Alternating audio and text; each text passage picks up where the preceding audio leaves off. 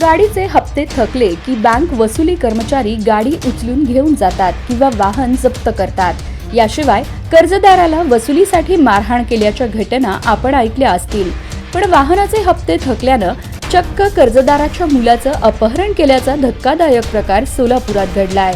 होय, चारचाकी वाहनाचे हप्ते न भरल्यानं कर्जदाराच्या मुलाचं अपहरण करण्यात आलंय। ही घटना सोलापुरात घडली आहे। सोलापुरातील एका खासगी बँक वसुली कर्मचाऱ्याचा हा प्रताप आहे। त्यांनी मुलाला सोडण्यासाठी 10,000ची खंडणी मागितली। तसंच अपहरण केलेल्या मुलाला एका गोडाऊनमध्ये डांबून ठेवलं। शकील बोंडे, इम्रान शेख, देवा जाधव असं अपहरण केलेल्यांची नावे आहेत। आता या तिघांविरोधात जेल रोड पोलिसात गुन्हा दाखल करण्यात आलाय। पोलिसांनी या तिघांना ताब्यात घेतलं आहे। याविषयी पोलिसांनी अधिक माहिती दिली आहे। बघा काय म्हणाले पोलीस।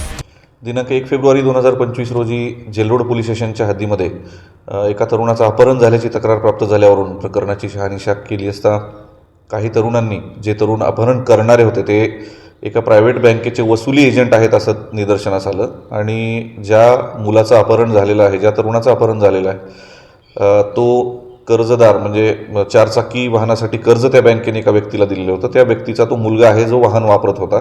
त्या वाहनासह या आरोपींनी त्याला किडनॅप करून खंडणी मागितली, किडनॅप करून एका ठिकाणी डांबून ठेवून खंडणी मागितली, अशा स्वरूपाचा गुन्हा दाखल करण्यात आला। यातील तीनही आरोपींना ताब्यात घेण्यात आलेलं आहे। सदरचे आरोपी हे त्या बँकेचे वसुली एजंट्स आहेत आणि गुन्हा दाखल करून पुढील तपास सुरू आहे।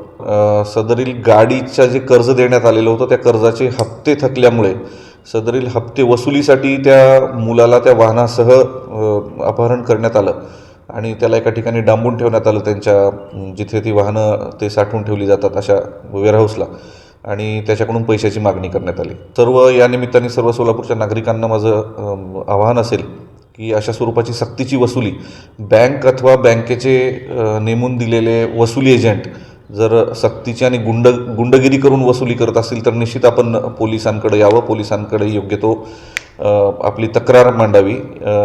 नियमानुसार, कायद्यानुसार योग्य ती सर्व मदत आपल्याला केली जाईल।